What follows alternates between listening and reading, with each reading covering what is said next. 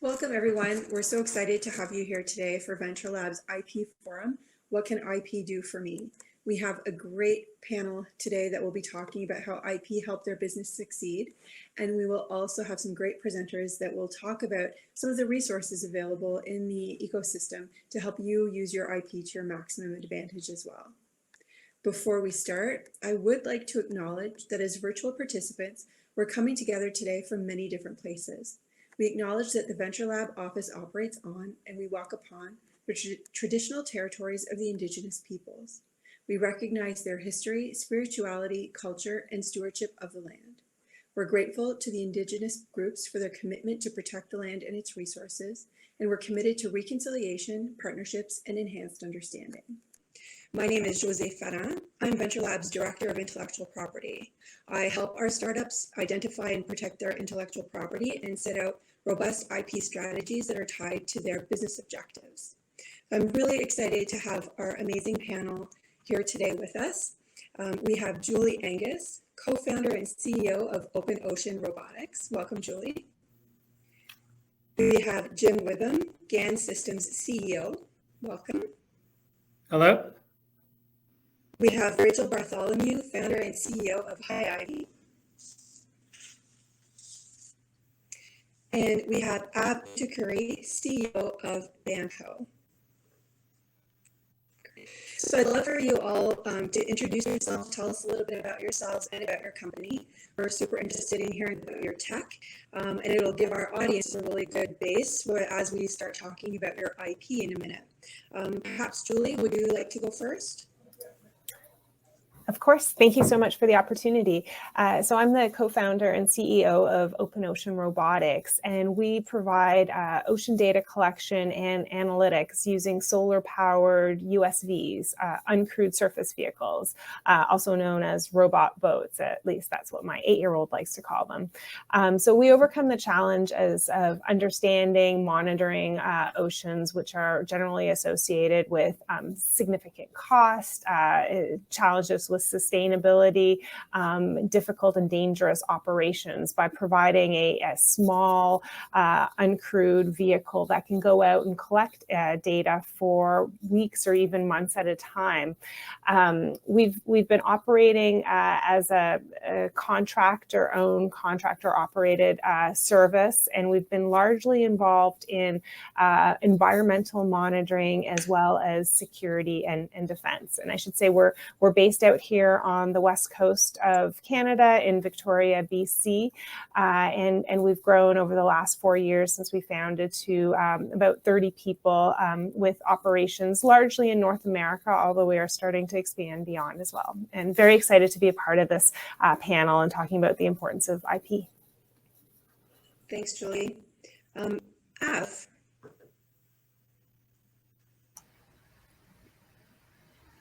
Hi. My name is Utukuri, founder and CEO at Baanto. Around 7-8 years ago, we invented a new type of touchscreen technology. So obviously all of us use touchscreens in our phones and whatnot. Our technology is completely revolutionary in that we can scale touch surfaces to hundreds and hundreds of inches in diagonal, huge walls come alive. So anytime you see interactive surfaces on TV, whether it be CBC, CTV, you go into a Cineplex movie theater, or John King on CNN with election night with those huge touchscreens. Actually, that's all our technology. So we have moved away from consumer into commercial and high-end embedded systems. So we have surgical systems that doctors use for LASIK surgery. We have products that are out there that are inside fighter jets and avionics for aircraft. So we actually recently, British Aerospace flew the first aircraft that was completely a glass cockpit, which is a touch interface, basically a huge iPad in front of them. So you can imagine the safety requirements, the long-term reliability requirements. So we focus on a lot of high-value, high operational environment, touchscreen and user interfaces. The company is Canadian. We manufacture products worldwide. We ship modules and systems on chips and electronics to partners like, big Korean and Japanese giants, including American and North American or European aerospace giants, companies like that. And we've been venture backed. been involved with BDC for a while through their IP portfolio, and really happy to be on this panel talking about our IP strategy. Thank you. We're looking forward to hearing about your experience with BDC. Rachel. Hello, everyone. My name is Rachel Batholomew. I am the CEO and founder of HyIvy Health. Thanks for having me here. Happy to chat about everything IP when it comes to the medical device world. So I am based in Waterloo, Ontario. We are a medical device company fully regulated for women's health, specifically pelvic floor rehabilitation and gynecological condition monitoring. We have a whole system that includes a fully proprietary patient-built medical device that conducts a number of different therapies alongside monitoring sensors, which essentially are monitoring a number of different conditions and their symptoms that have never been measured before in women's health. And that information and data from the device is sent to a mobile application, and then furthermore, a clinician software that we've built out for OBGYNs, pelvic floor physiotherapists, and others. We're about a 2.5, 3-year-old company. We're VC backed as well, and building out our extensive portfolio of different medical devices we have in R&D. Thanks, Rachel. I believe you might be the only one on the panel with an industrial design. So I'll be interested to ask you about that as well and hear more about that in a moment. Jim, we'll have you introduce yourself, please. Hi, Jim Witham, CEO of GaN Systems. We make gallium nitride power transistors. These are the fundamental building blocks for any type of power system.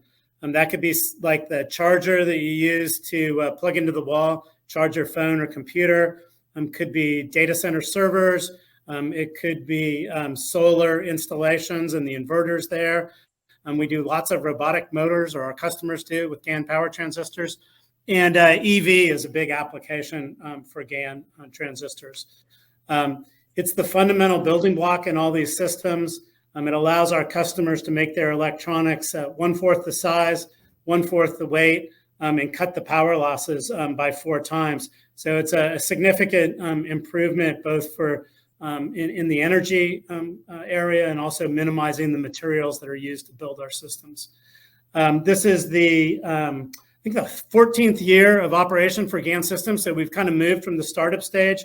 We're the market leader in GaN power transistors and kind of known throughout the world. We sell to customers like Samsung and Dell in the consumer area, and to companies like Toyota and BMW in the automotive area. Personally, this is my 7th young company to lead. 5 of them have been venture capital based.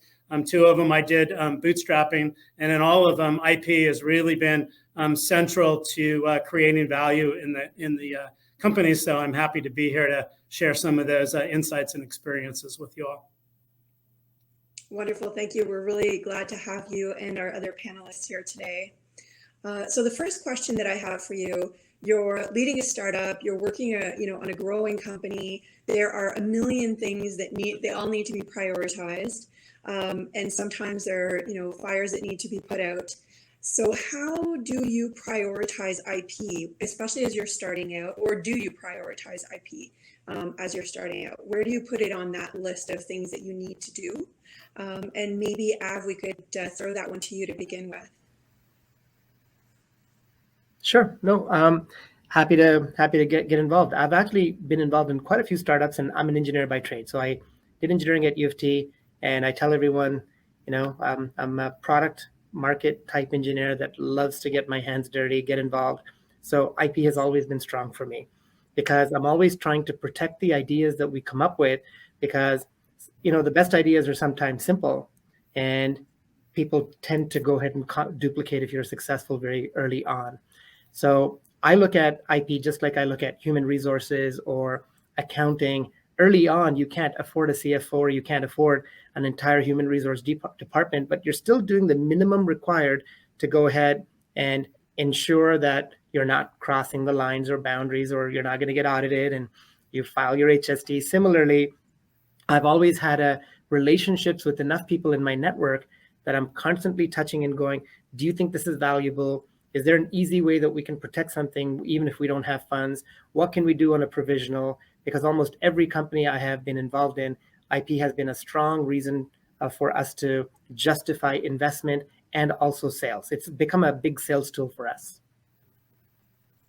When we spoke, you mentioned one of BlackBerry's most essential patents that was very, very simple, touching on that theme.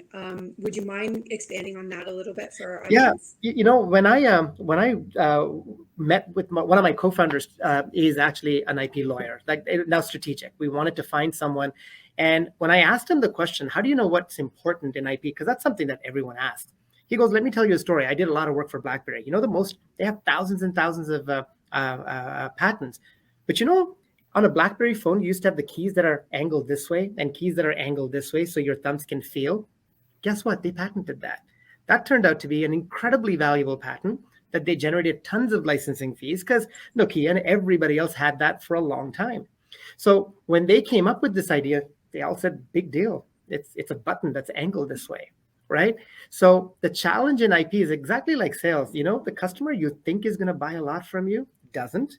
And the people who you do not think are going to go buy from you suddenly do. Because if we all can put up our hands and say, we know where sales are going to come from, we're all liars. Similarly, you have to be open-minded. So that actually really structured my mind when he told me these type of stories.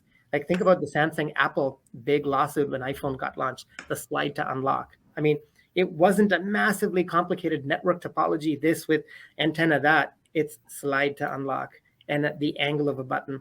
So that really stuck to me when we had that conversation. Thanks. I just love that story because it does exemplify the idea that something very simple can be very powerful, and you have to think about whether that needs to be protected.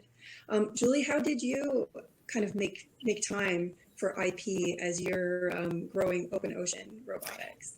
Yeah, well, I knew the importance of IP pretty early on. I used to work in technology transfer, actually, right when I graduated with my master's, and did a lot of looking at prior art and preparing information for provisional patents.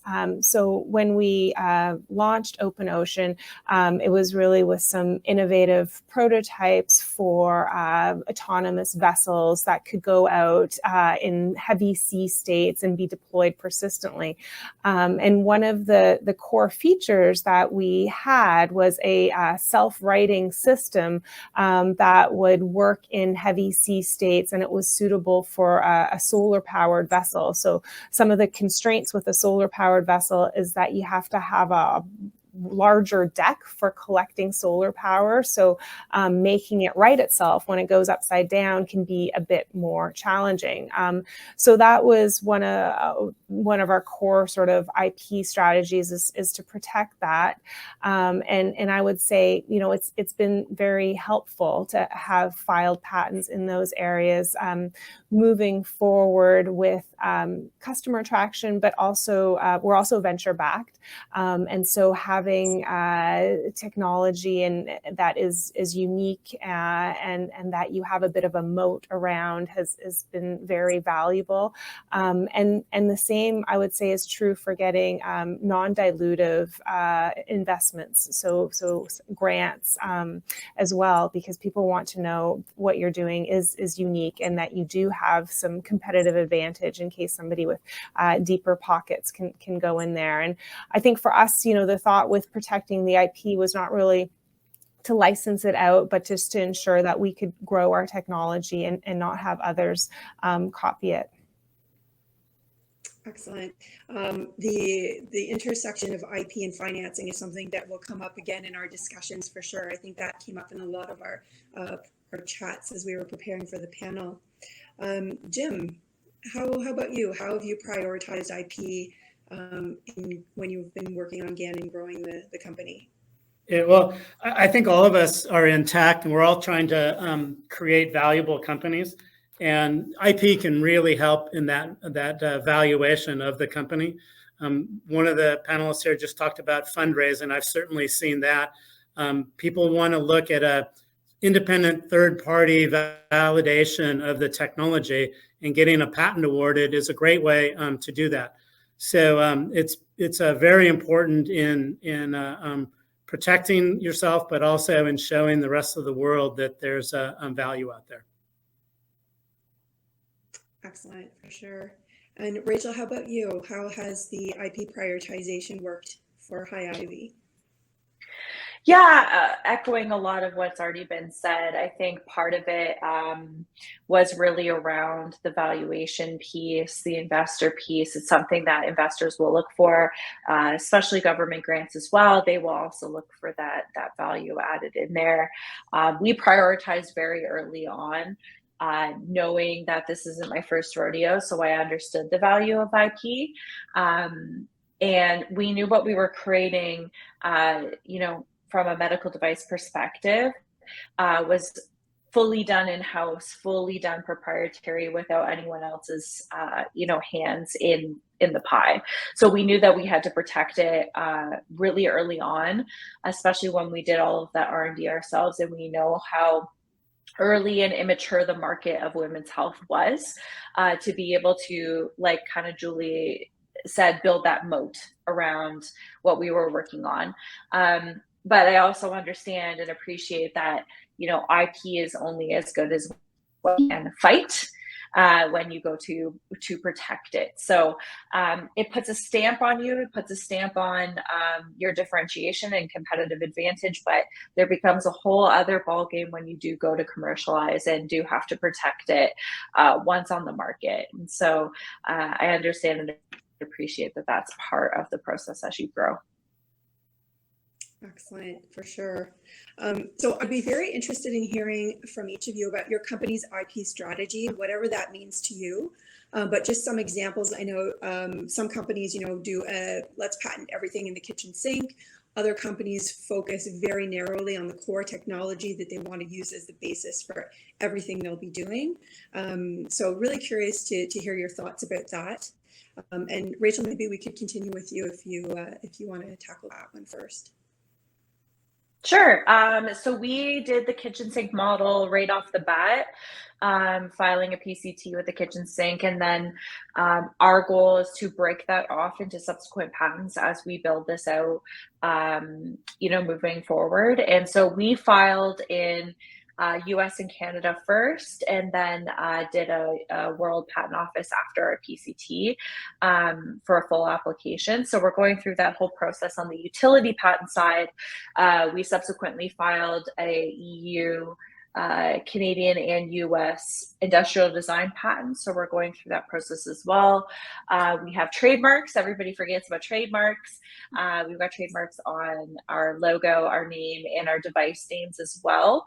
And then, really, really building up IP sign off and handover very early on in our company. So our HR strategy is solely built around HyIvy owning everything. And so we have 100% claim to our IP. Excellent. And just for the audience, I should have mentioned earlier, but when we talk about kitchen sink patent, we're really talking about a patent that captures absolutely everything that we could possibly want to patent. And you can start with a strategy where you have everything in one, and then as time goes on, you can sort of chop off little bits and pieces to make them each their own individual patent, and that gives you a very wide moat. For example, so just to confirm, Rachel, does that kind of agree with your, when you mentioned kitchen sink, does that align with what you're thinking? Yeah, 100%. And I think part of it is when you're so early on, a lot of the times you're still finessing and you're still going through what your, for us, what our device functionality will be. And you have all these big ideas, but when it comes to execution and manufacturing, maybe those things aren't as feasible as you go forward, right? So part of ours was capture everything, and then we'll hone in as we start to go through the execution of what's really relevant and what's not as we go forward. Excellent, thank you. Jim, how about you? How would you describe GaN Systems' IP strategy? So, well, first of all, on the patent front, we take the approach of having kind of multiple patents on each product. We make a semiconductor die, we put it in a package, and we use various processes. And so we try to get a patent in each one of those areas so that we have multiple patents, and any competitor has to come at it from not just one angle, but from multiple angles in order to get around our IP. I wanted to make a comment on geography. We tend to limit geographies. We kind of only get patents in the US and then sometimes China, because most of our customers sell product into one of those two marketplaces. And so we found that the extra expense and time and sometimes translation expenses aren't worth it in those other countries. So we limit the number of geographies that we get to. And I think maybe the third point I'd like to make is I would advise people to think beyond just patents. There's other elements of the company strategy that I think are really important. So one is employment agreements. Make sure that your employees don't own the IP, the company owns the IP. We're paying the bills, and so you got to have those employment agreements there. Another area is information security. We do a lot of things with our servers and firewalls and amounts of data and where things are kept that are very important to keep your information secret. And then I think the other area that I'd like to comment on is IP committee. So it's really easy when you've got a million things going on to get locked up into the tactics and forget some of the big picture items. And patents and IP is one that always falls into that category. So we put together an IP committee. It's cross-functional. It meets regularly. It meets every month. We do new patent disclosures at every meeting. We have the inventors come in so they get some recognition with the executive team. We give them an award, a monetary award, and a pat on the back, even when an invention disclosure comes in. And then more pats on the back and rewards as it moves to a patent that gets submitted or a patent that gets awarded. And then when it's awarded, we have a big ceremony. We ring the bell. We put the plaque on the wall. And it really reinforces that IP is important to the company. And you'll get recognized by your peers. And that's a real motivator for employees to make sure that they're paying attention to IP and not just shipping that part tomorrow that needs to go out. Yeah, that's fantastic. I'm glad you brought that up because I was going to ask you about the IP committee. And maybe Av, we'll go to you next because I know that just to contrast it, you have a bit of a different approach on that front. And then anything else you'd like to share about your IP strategy as well would be great. Sure. Well, we've been fortunate that I met a great co-founder and partner that I started the company with, and he's an IP lawyer. So from day one, we had the opportunity to file fast and furious anywhere we want. And the strategy was exactly similar to Rachel, which is let's file provisionals and PCTs that are broad. Like we have a piece of hardware and a sensor. We came up with the sensor topology, and there's a whole bunch of algorithms and then filters and whatnot that add to that. So the idea is basically let's disclose all aspects of it, from the algorithm to the mathematical model to whatnot. And then as the PCTs continue, break away. And in some regions, we might only file X, Y, or Z. Like Japan might not be particularly great to file algorithms, so you might not file the algorithm in that type of jurisdiction. Now, our customers are, Japanese and Korean, the Samsungs and the Toshibas and the Fujis, and they also sell globally in Europe and North America. So the intention was, if you cover enough of a global market where they are, where they sell, you actually go after a pretty significant pain point for them to not intervene, and also forces a lot of these Japanese and Korean type companies to stand up and take notice. Because when you say we're patented, oh wow, how do you do competitive analysis on someone that's actually patented? Because they actually have a different system by definition, going back to what Jim was saying, right? So from that perspective, for me, we started off with a much more comprehensive geography, including Australia, New Zealand, a variety of European countries. Then we dropped it all. We basically came in and said, we're UK, Germany, US, Canada, because it's our backyard. We'll focus on Japan where we can. We did not go after India and China because we looked at it and said the revenues are not large enough. As a VC-backed company, even if somebody steals our tech in those markets, we're still going to gain enough revenue and multiples on revenues in order to give our VCs an exit. And if somebody wants to buy us, they're going to buy us for the main patent regions that we're in. So that was our holistic approach. And we tend to go ahead and go after these simple patents. Sometimes it's a bracket. Hey, we came up with a bracket that allows two things to attach this way. Nobody's ever done that before. You know what? Let's just patent the bracket. Why not? It's a simple bracket. It's a simple patent. It's a few words. It doesn't take much on translations. And it's actually been interesting when somebody comes back and says, that's an interesting bracket. And we go, well, that's patented. You're absolutely right. Simple patents are the best ones. Right? Absolutely. So that's where our strategy was. But again, we have the flexibility of having a founder who's been there from day one, who is an IP lawyer, who says, I want to do it the way that I wish my clients can do it, but they can never afford to do it when they go through the firm. So we've had some great success like that. So Josée, a tactic that relates to the strategy that Av said is, I review every claim personally. Yeah. And I rarely add words. I just take words out. I take as many words out to simplify, because as he says, as others have said, the simple patents are the best ones.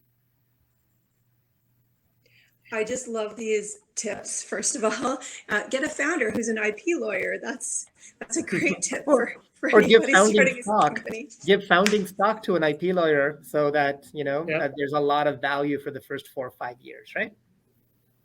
Yeah, that's amazing. I also love the contrast between the different strategies, because I think it really exemplifies something that a lot of the startups, especially the early stage founders who haven't done this before, sometimes will tell me, oh, I can't get a patent, so I don't need an IP strategy. Or they'll say, I have a patent, so I'm good, and I don't need an IP strategy. And I think that these pieces that you guys are highlighting just really exemplifies why every company is different, and you have to think about the company's goals as you're crafting the strategy, whether you have patents or not, or want them or don't. There's so much more to it that you have to consider. So I think that's really great. Julie, what is Open Ocean's IP strategy? Yeah, unfortunately, we don't have a founder who's an IP lawyer. That would be handy. So I would say our focus on patents has been limited due to the expense. So we filed provisional first, and then we filed PCT, but then we decided to just ultimately file within Canada and the US, because those are the big markets. Well, the US is the big market for our industry, and it was a way to, curtail the expense, which has been very important in the early stages. As we advance our technology, are dependent on venture investment, and before we really had that market traction. I think right now, a lot of our focus is on developing software systems for on our USV, for controlling it, for data analytics, as well as for our cloud-based portal. So that's been really trade secret. So having those employment agreements, ensuring that the data is stored properly is really important. And the other area, which is becoming increasingly important for us, is the data that we collect. So the proprietary ocean data, whether it's sensing environmental conditions, images from the water, that is also very important. And having a strategy in place when we collect data for other customers, or when we're operating there, that we retain as much rights to that data as possible, because there's a lot of value in that, not only in improving our own vessel performance, but in creating data products. So we want to make sure that we have a strategy that allows us to really keep that data as proprietary as much as we can. Yeah, that's a fantastic point with all of the data that folks are collecting these days. And sometimes it can be challenging to figure out how you want to use the data, especially initially. So having that ownership piece and owning it as much as you can, as you're saying, gives you the opportunity as your company grows to figure out new and interesting and profitable ways that you can continue to use that data, even if you're not quite sure in the initial days. So that's a really good point as well. So I'll move on to the next kind of topic. Very interested to hear how IP has benefited your company. So we've we've touched on the fact that it helps obtain financing. It helps you, stand out as a unique, having a unique offering. But if there are some other ways too that IP has benefited your company, and Av, I'm very interested in your experience with BDC's IP-backed funding. Would you be willing to tell us a little bit about that?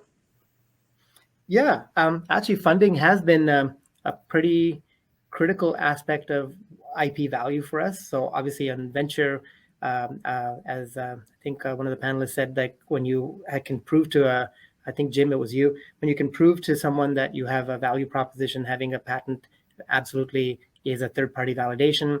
But we did get funding from both EDC as an export market commercialization program, given our strong IP background. And then we're part of the BDC IP portfolio group, where we got a couple $1 million in funding over the last few years to really scale that export revenue generation capability based on our intellectual property. So BDC is one of those organizations that actually has a strong IP group now, and they are looking to collateralize the intellectual property that's in the balance sheet, which is very difficult to go ahead and assess and value and get value from, because obviously, according to most GAAP rules, I'm not an accountant, but IP is not really an asset that sits there on the books. So you could burn through $10 million in R&D, and you have these great plaques that were hanging, but nobody has a really clear way of recognizing what that value is.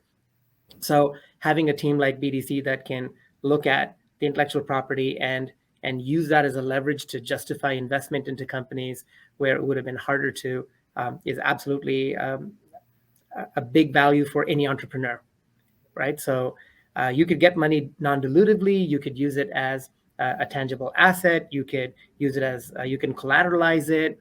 There's many things that you can go ahead and do. And of course, like you got to be able to use that as a marketing tactic. Marketing and sales are a huge aspect as to why we've also driven that. There are companies like in Asia, especially when you come up and say, we have patents, they have a lot higher value, I found, in Asia than North American companies do. We rarely ask that, but you go to a Japanese, Korean, Chinese, Taiwanese company and say, hey, we've got patents, they take you more seriously, is what I found. That's really interesting. And just to clarify on the BDC funding, that's non-dilutive funding that they've provided you? This was debt, that's right. Perfect. So Lally Rementilli is actually going to be one of the presenters in the second half of the event today. She'll be talking more about that IP background. Oh yeah, no, she's very knowledgeable on it. And especially if you can get non-dilutive funding that is collateralized by intellectual property, in which your balance sheet could not necessarily support that through an institutional organization like BDC, that actually checks off a lot of boxes, because that also, again, gives you justification and third-party validation. Other investors look at it going, oh, wow, you're able to go ahead and substantiate that. So it's just good all around. Never hurts. Absolutely. Rachel, maybe we'll turn to you. How has IP benefited your company? Yeah, I think part of it hasn't been realized yet. I think part of that is going to be, as we go to market, the value that IP puts on us, whether it's the data protection piece, all the way to, the design that we've protected, all the way to the utility side. We're one of the first coming forward with these functionalities and in this design. And so, obviously a strategy has to be put in place to help with that protection side once we do go to market.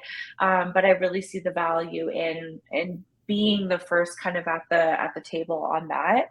And I think, we've talked a little bit about the employment side of it.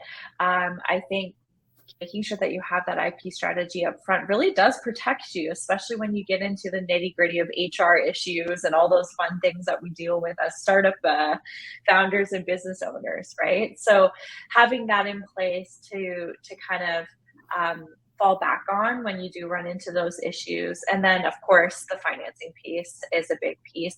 It is a check mark on the box for a lot of investors. So it is something that you do have to have, and it has helped us raise the money that we've raised so far.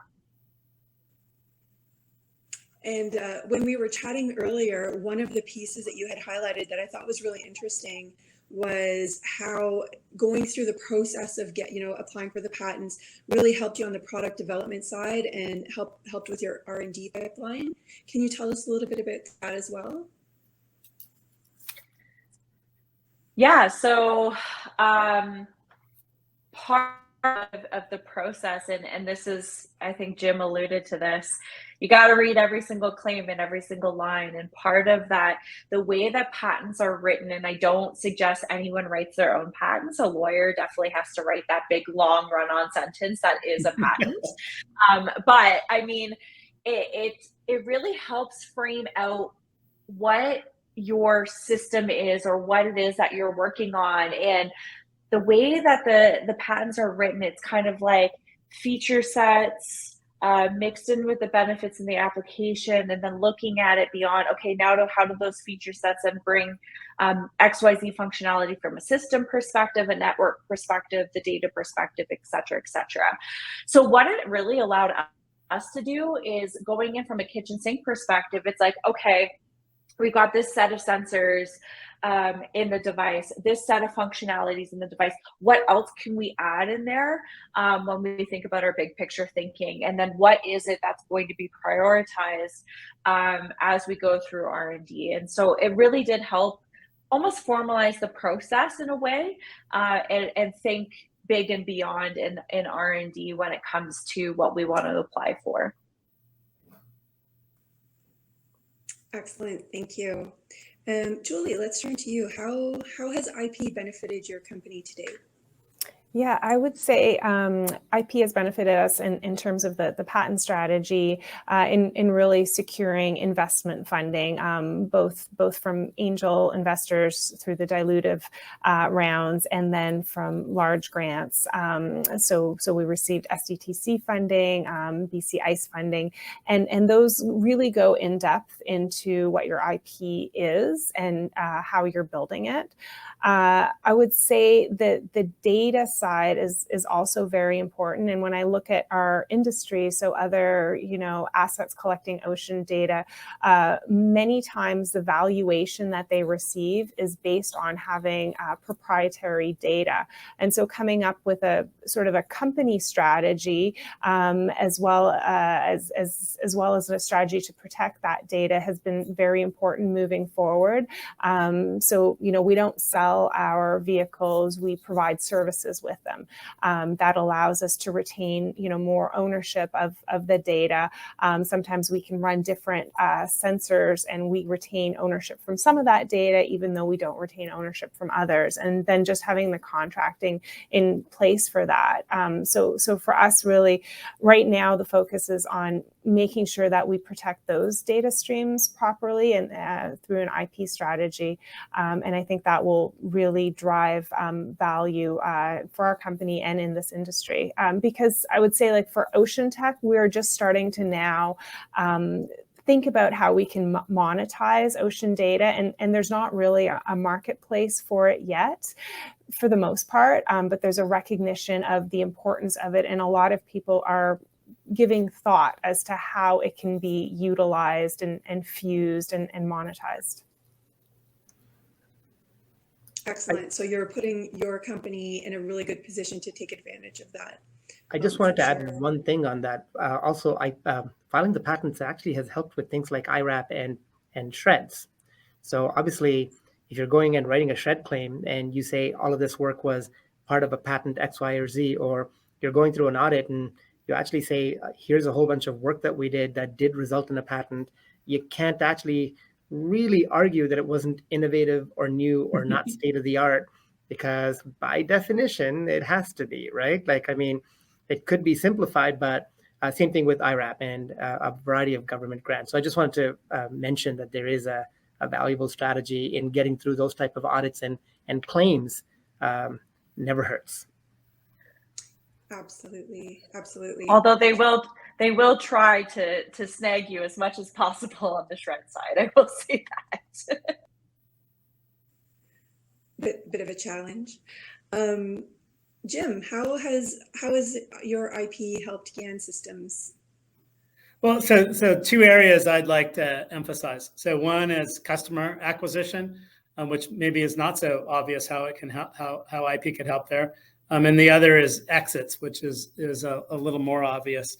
On customer acquisition, we invented the GaN transistor, and it has better performance than other power transistors. And so we also have a big application engineering team that shows customers kind of how to use this new technology. And as such, we're on the forefront, the cutting edge of how to use our transistors in applications. And so we've gone and done patents in those areas. And then what we've done with our customers is said, hey, if you like this and you like this application aspect that we've patented, we'll give you a very favorable license deal if you just use our transistors. And bottom line is we're a product company. We're not an IP licensing company. So we're happy with customers that buy our products and really willing to work with them. But if somebody doesn't want to buy our transistors, we want to make sure we protect that IP. It's been a really effective way of customer acquisition. So maybe not so obvious to those people online. The other area I'd like to emphasize is exits.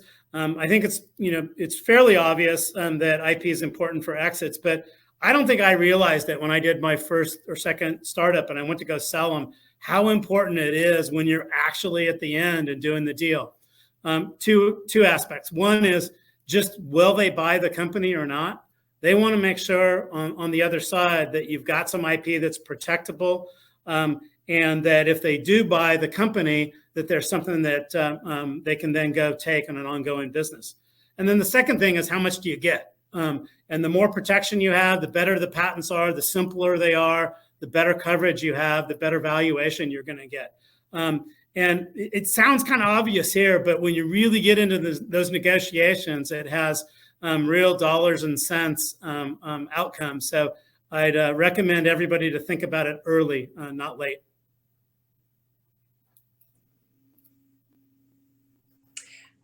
Definitely. And maybe we'll just continue with Jim, because I would like to know what challenges that you've faced with respect to your IP. You've mentioned geography. If you want to expand on that, and if there are any other challenges that you've faced with your IP. So I mean, geography is a big one. I think another one that comes to mind is execution. It's hard to write patents. It takes a lot of time. And we talked about earlier how we've all got a million things to do, and our employees got millions of things to do to keep the business running. What we've done on the execution front is we've gotten off and gotten some patent writers. These are kind of technical people. They've been around the legal industry. They're typically, they're not patent agents. They can't file the patent. We do that through a patent firm. But they're aware of our technology, able to write about our technology, able to do some prior art searches, and get to write about our products. When you develop a relationship with a person over time, it dramatically cuts down your time to do your next patent. So the second thing we do is we don't just get one of those people. We have multiple of those people, so that we don't overload them. We kind of have one area we'll go to one person, a second area we'll go to a second person, and a third area we'll go to a third, so that we can kind of level load. And if something comes up, there's always some resources to go write that patent. So execution is really important. Your people are busy. Anything that you can do to offload that by having some consultants to help you go write those will really be helpful in your execution of your patent portfolio. An interesting twist on the get a patent lawyer to be a co-founder. If that's not possible, try to hire some patent writers to work for your company. I love that. Rachel, what challenges have you faced in HyIvy with respect to your IP? I guess some of the challenges that we have encountered, prioritization of claims and what you want to, apply for and where, I think can be a challenge, especially because we're still early on, right? We're still going through regulatory, clinical trials, all of these things. So, go to market is something that is in the near future, hopefully, if all goes well with all of these, barriers that we have to entry to the market. But, really understanding where do we want to apply? How can we get ahead of the game? Knowing that, go to market can look very different in a couple of years when we do decide to go to market. So, strategizing the claims, strategizing what we want to put in, knowing that, although we'll be existing in a clinical setting, it's not a customer setting. You put that vulnerability out there because that information is out there once you've put it out there, and you're vulnerable to competitors and you're vulnerable to people looking at what you're applying for. And then where do you want to apply? And the costs, managing the costs of where you are applying, because these things add up and the more countries you add onto the bill. So those are just a couple challenges. Yeah, and before, when we were speaking earlier, you had also talked to me about an issue that you had with a disgruntled employee and how your robust IP assignment agreements had really saved the day. Would you mind telling us a little bit about that? I mean, I won't go into too many details, but it's so important that you sign these things up front, right? In all of your employment contracts, in all of your services agreement, anyone who has some sort of involvement in generation of intellectual property has to sign that over to the company. It's so important. It'll get torn apart diligence with investors because those people can come back with claims later on down the road. So it's super important to have that in place. And I honestly don't even start onboarding employees or anybody unless they've signed that agreement up front. And so that's all I'll say about that. Perfect. Yeah, I just want to make that point about those assignment agreements, how important they are. And on the flip side, when we had chatted, you had talked a little bit about how, we talked about how investors are often reluctant to sign NDAs. And I thought you had a really great perspective on that. Would you mind sharing that with us? Sure. My approach is, if you're trying to get an investor to sign an NDA, good luck, Godspeed. They're probably not going to invest in you because you're starting off on a really bad foot. And that's just been my personal experience. My biggest thing is, especially early stage companies, don't be going out and sharing your entire potential patent portfolio in an investor deck. There's science and there's ways to present information to audiences about what you're creating without, handing it over on a silver platter. One of the best things you can do is actually have, once again, IP lawyer as founder, I don't know, but at least as a great advisor, have them look at your investor deck, have them look at your pitch deck and tell you, okay, maybe you should eliminate this. Get them a stamp of approval so that if you are going out and sharing something that could be proprietary, it isn't, you're not handing everything over in that presentation. And then, I think the biggest thing that I take forward is don't be afraid to share your ideas. If someone has to steal your idea to be an innovator and to create a company, they're not going to get very far. And I know this personally because I've had it happen to me numerous times, not even in this company, but my past company.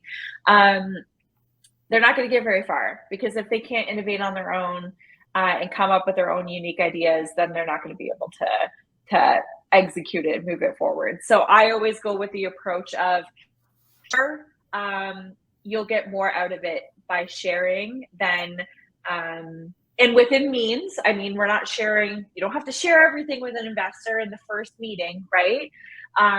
But as you get into due diligence, they're going to want to dig into that, and good luck getting them to sign an NDA. Yeah, such a great perspective. And I think if you can share what you're doing without sharing the how, right, until much later. Actually, sharing them the run-on sentences of a patent, they won't know what or how, so you don't have to worry. They're interesting Refreshing. Yeah, who's going to read it, right? They just want to see that it's there. I don't know if they're going to, I mean, if they do look into it, great, but I'd Yes. be surprised. I barely know what the patent says, to be honest. Ab, why don't we continue with you? What challenges have you faced with respect to your IP? I think that there's a real cost. I mean, no matter how you try to go ahead and cut it, every translations costs money, and once you actually get into real filings in foreign countries, the costs are real because there's only so much your internal teams can actually do. And as they get granted, there's thousands and thousands of dollars worth of maintenance fees, and your patents take a long time by the time that they are actually valuable in the field. And I'm always afraid, to cut costs, you're dropping this or that, but that might be the one that is your angled key this way. You just never know. So it is something that you have to actually, plan for bigger success. You don't want to file a patent going, yeah, this is a tiny little family business that's going to be like, you actually have to have a business goal that justifies that type of cost, right? Like, you don't advertise on the Super Bowl if you're only selling in Toronto, so similarly, patents require a much bigger vision as to what you want to accomplish. And I think that's prioritizing which ones, as Rachel said, and justifying the cost constantly. Yeah. And I'd add to that, some people will advocate, getting a patent in 10 countries so that you have 10 patents. I'd say sophisticated investors, they see around that right away. Get one patent that's solid in the most important country, maybe a second country, but get another patent on another idea. Don't go to multiple countries to try to puff up your portfolio. You just spend a lot of money. Right. Does that count as the same patent? When you go, like, do people actually add and say I have 10 patents because you found everybody does in multiple countries? Yeah, really? And I would recommend doing it too, because you have your headline numbers big, right? But then when you really get to brass tacks and you're negotiating, don't try to support that number. Support the number of the really valuable patents. Interesting. Yeah, so you have 15 patents, but when you look, it's actually one patent family. So it's the same patent. And one's not a good, don't ever do one. You got to do a squiggly number, 3, 4, 5. But, 50 is not necessarily better than 5. So make sure you got 5 really good ones. Yeah. So we're almost at time. Julie, what about Open Ocean Robotics? Have you had any challenges? And after that, we'll go to the 2 audience questions. Yeah, I would say for us, cost, especially early on, was one of the major challenges. And so that limited, what we patented. We ended up dropping one patent that we're going to move forward, and also the geographic scope. I think now that we're a bit more advanced, we have a bit more leeway. That's no longer such a limiting factor. But the other thing it also limited us is filing trademarks. And, I think it was Rachel that said, that the importance of trademarks. And that's very true. And we found that we actually are probably going to have to rename one of our products because somebody else is using a very similar name, even though it came to market after us. So I definitely, advocate for looking at that broad IP strategy and, thinking about more than patents. And I would say trademark, don't register. Because register costs you money and lawyers and things like that. But trademark you can do for basically free as long as you do the right procedures. So Julie's spot on there. That's a really good point. Trademarks are definitely less expensive, even to file. And even if you're not filing them, as long as you're using them and they are distinctive, you are accumulating rights. So I definitely agree with the strategy of focusing on the patents first. Especially if you are willing to make some adjustments, as you mentioned, Julie, if you have to later on, right? If you just haven't had the chance to do that. So if anyone has any questions, please go ahead and put them in the chat. We do have one question, and I'll let the panelists decide if they would like to tackle that one. So along with patents, what are some important points to keep in mind concerning licensing? Is there anybody who'd like to tackle that one? Sure. So licensing is always a tricky negotiation. You typically, as a young company, you don't have a lot of market power. You don't have a lot of customers. You want to limit the scope of the licenses. So if you can do it to a market segment, if you can do it to a geography, those are always preferred. Big companies tend to want to do things globally and across all spaces. Watch out. They have more power than you do in the relationship. So be very careful about what you're giving away. Excellent, thank you. And Rachel, you are, I believe, the only panelist who has a design patent. Is there anything that you'd like to mention regarding that? I think that's really interesting and kind of a very powerful but underutilized form of IP protection sometimes. Yeah, so in a nutshell, design for us was super important. Design is something that, was a really big hindrance in the problems that we were trying to solve. And so looking at what our shape of our device would look like in the form and the function of it, in the element of that shape of it, and how that impacts usability, user experience, tolerability, even the feasibility of what we were trying to do, and accessibility, and all these things that are really important in the clinical space. It was super important to protect that design. And we went through a lot of different testing. We had 3D printed designs where we tracked, like we put paint on people's hands to track how their hands were positioned, and a lot of form factor elements and that usability elements went into that design. And now it does look like totally alien and totally out there, but every single inch and piece of that design has been well thought through. And so it was really important for us to protect that because, each inch of it is something that brings a benefit to that usability aspect of what we've created. Wonderful, thank you. Maybe we have time for one last question. What is the value of the PCT, so the International Patent Application System, in comparison to the individual filing in individual countries? Does anybody want to speak to that one?